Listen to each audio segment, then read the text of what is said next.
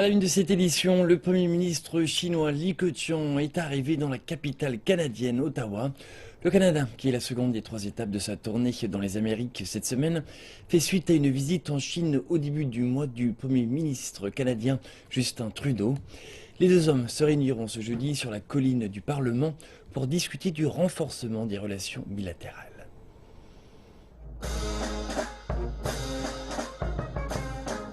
Quand ils se sont rencontrés il y a moins de 3 semaines en Chine, le protocole, la musique et la convivialité étaient au rendez-vous.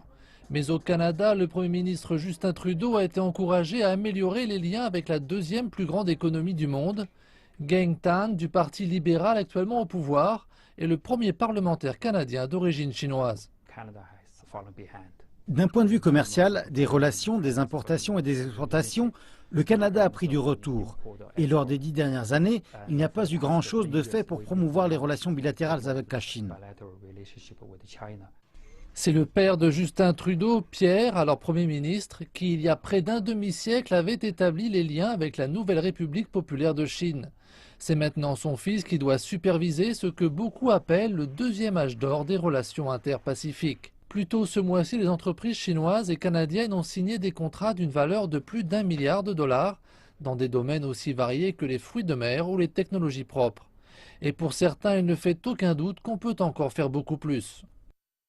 Si vous constatez que la demande continue, disons, de 6,5% si tel est le nouveau chemin de croissance pour la Chine, c'est encore une très forte opportunité pour le Canada et je dirais qu'on peut encore en faire beaucoup plus, que nous n'avons pas vraiment pénétré ce marché aussi bien que nous aurions dû.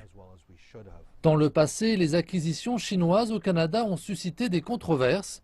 De nombreux Canadiens se méfiaient des intérêts de la Chine, mais selon certains, cette idée a aujourd'hui évolué. Je pense que nous nous ouvrons de plus en plus et nous nous rendons compte qu'en fait, certaines de ces fusions et acquisitions visent essentiellement à obtenir des opportunités au Canada dans des domaines où nous avons eu des succès. La Chine a également fait pression pour un accord bilatéral de libre-échange avec le Canada, un accord sur lequel Ottawa serait ouvert en théorie, mais y parvenir prendrait du temps. En Chine, Justin Trudeau avait annoncé l'intention du Canada de rejoindre la nouvelle banque asiatique d'investissement pour les infrastructures proposée par la Chine. C'était alors le premier pays d'Amérique du Nord à le faire, une initiative saluée par Beijing comme un pas dans la bonne direction. Pourtant, une certaine distance demeure entre les deux pays. Par exemple, le différend sur l'exportation de graines de colza canadien, le canola, un secteur politiquement clé pour les puissantes provinces de l'ouest du Canada. Cette question reste en suspens avec 2 milliards de dollars d'échanges commerciaux en jeu.